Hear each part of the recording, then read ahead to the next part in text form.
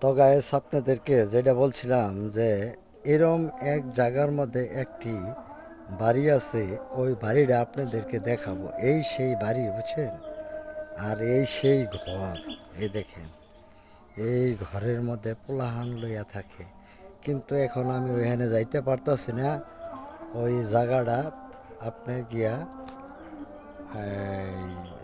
ঘরে কোনো লোক নাই, যার কারণে এখানে যাইতে পারি না। এই দেখেন চতুর সাইড জঙ্গল আর জঙ্গল। আমি ক্যামেরা দিয়ে দেখাই। এই দেখেন,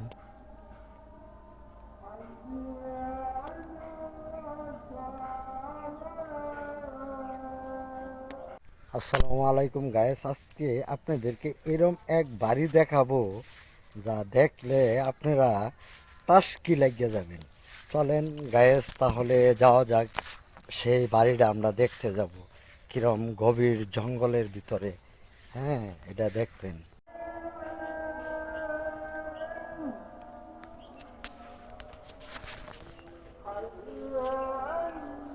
দেখছেন চতুর্থ জঙ্গল আর জঙ্গল, এই জঙ্গলের মধ্যে বাড়ি ঘর করে রয়েছে। এরকম একটি জায়গা যে আপনি দেখলে না জানি আপনার ভয়ে থর থর থর থর থর থর করবে। এরকম একটা ভয়ঙ্কর একটা জায়গা, এই জায়গার মধ্যে তাই সে বাড়ি করে রাখছে। দেখেন,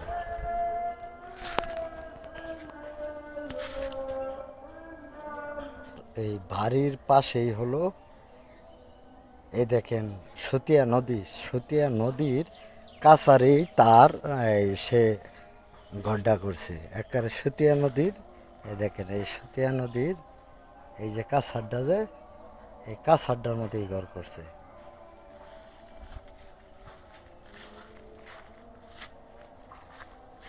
এটা হলো সতিয়া নদী। কি পরিমাণ কচ্চা হয়েছে দেখেন, প্রচুর পরিমাণ কচুরি।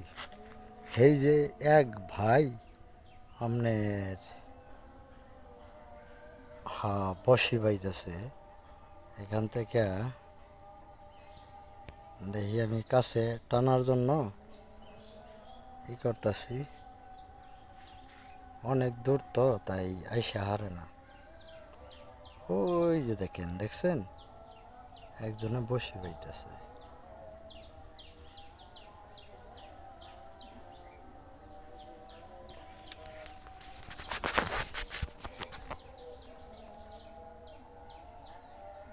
চতুর সাইড আমনের বন জঙ্গল, চতুর্দা সাইড বন জঙ্গল। এইখানে হলো সতিয়া নদী।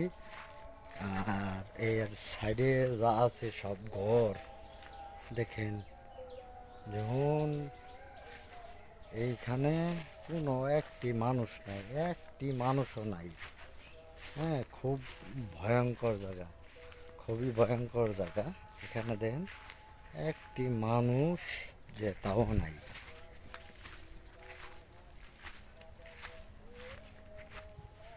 এই যে আপনাদেরকে দেখাই চতুর্থ সাইড।